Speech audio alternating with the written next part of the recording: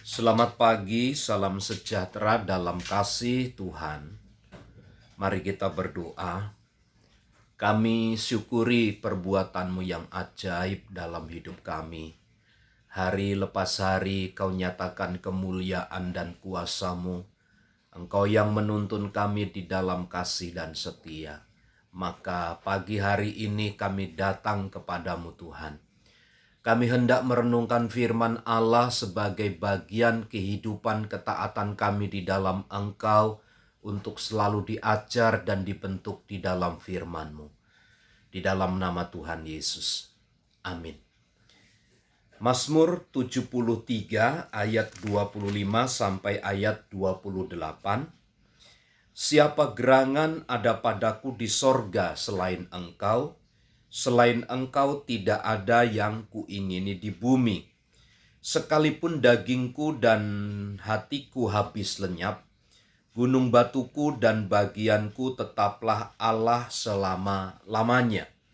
Sebab sesungguhnya siapa yang jauh daripadamu akan binasa, kau binasakan semua orang yang berzina dengan meninggalkan engkau. Tetapi aku suka dekat pada Allah. Aku menaruh tempat perlindunganku pada Tuhan Allah, supaya dapat menceritakan segala pekerjaannya.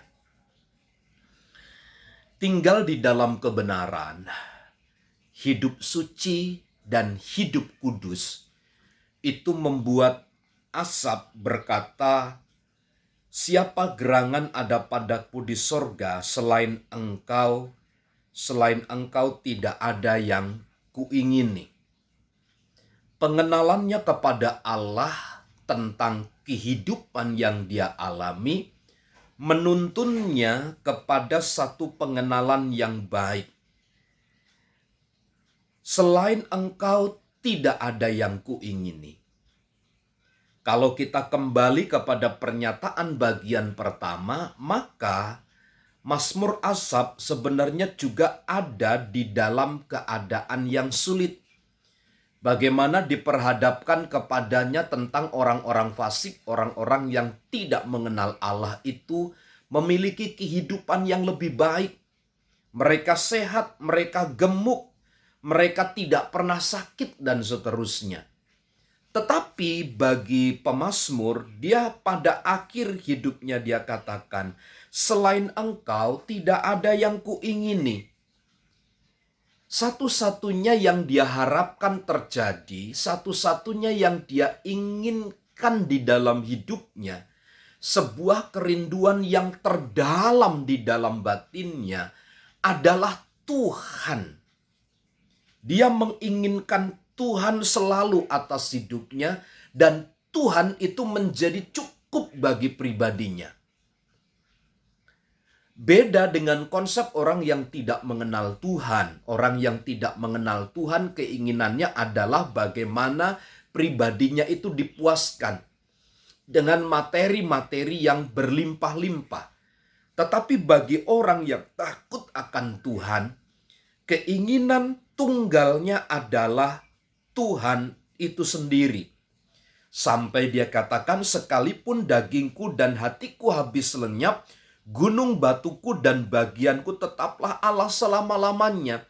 Meskipun hidup itu harus terkikis oleh kesulitan, meskipun kenyataan itu menghabiskan daging dan hatinya lenyap,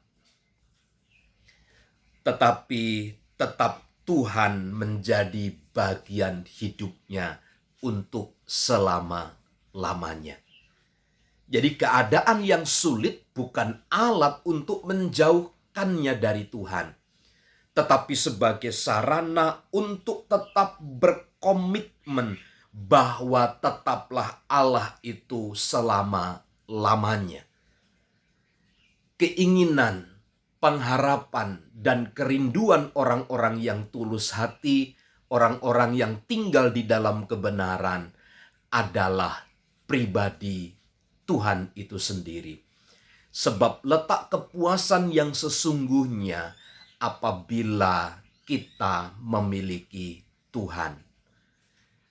Kesimpulan dari apa yang saya sampaikan, Anda dan saya telah dibangun di atas kebenaran firman Allah. Maka meskipun semua keadaan tidak baik menerpa kita, hendaklah Allah itu tetap menjadi keinginan dan kerinduan kita. Allah tetap menjadi bagian di dalam hidup kita. Selamat pagi, selamat beraktivitas. Tuhan Yesus memberkati.